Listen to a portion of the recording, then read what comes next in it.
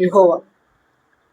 నీవు ఎక్కడి నుండి వచ్చితివని వాడిని అడుగగా అపవాది భూమి మీద ఇటు అటు తిరుగులాడుచు అందులో సంచరించు వచ్చితనని యెహోవాకు ప్రత్యుత్తరం ఇచ్చాను. దేవుడు అడిగాడు, నువ్వు ఎక్కడి నుంచి వచ్చావు అని ప్రశ్నిస్తే దానికి వాడు ఏమంటున్నాడు అని అంటే, నేను భూమి మీద ఇటు అటు తిరుగులాడుచు వచ్చిదని అని చెప్తున్నాడు. ఎందుకు తిరుగులాడడం అంటే ఏంటి అని అంటే, మనం 2026లో ఉన్నట్టుగా కడుపు నిండా తినేసి ఏ పని బాట లేకుండా టైం పాస్ చేయడం అని కాదు.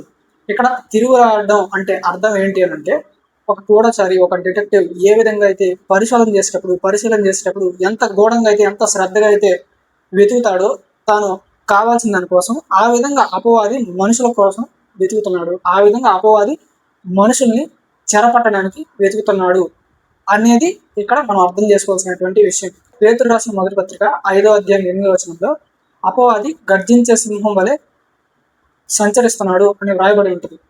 గర్జించే సింహం ఏ విధంగా అయితే ఆహారం కోసం క్రూరంగా వేటాడుతుందో, క్రూరంగా చీల్చి చంపుతుందో, ఆ విధంగా అపవాది ఒక మనిషిని చెరపట్టుకోవడానికి, ఒక మనిషిని సర్వనాశనం చేయడానికి, వినాశనం చేయడానికి సంచరిస్తున్నాడు అని మనం అర్థం చేసుకోవాలి.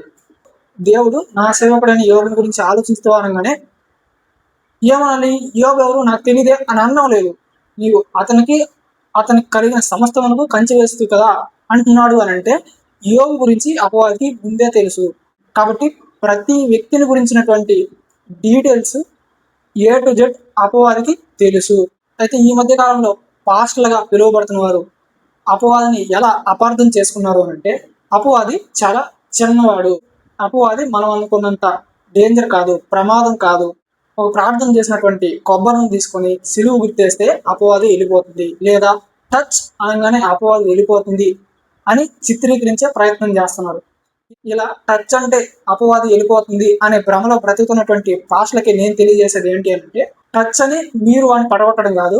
ఎప్పుడైతే మీరు టచ్ అంటే అపవాది పోతుంది అని అనుకున్నారో అప్పుడే వాడు మిమ్మల్ని పడగొట్టేశాడు. ఎందుకంటే అపవాదిని గురించి ఇంకా ఏమని రాయబడింది అని అంటే, వాడు అబద్ధమునకు జనకుడు. టచ్ అంటే అపవాది పడిపోతాడు అని మీరు ఎలా అయితే ఒక అబద్ధాన్ని నమ్ముతున్నారో, ఆ అబద్ధాన్ని మిమ్మల్ని నమ్మేటట్లుగా చేసింది వాడే అని నేను చెప్పదలుచుకుంటున్నాను.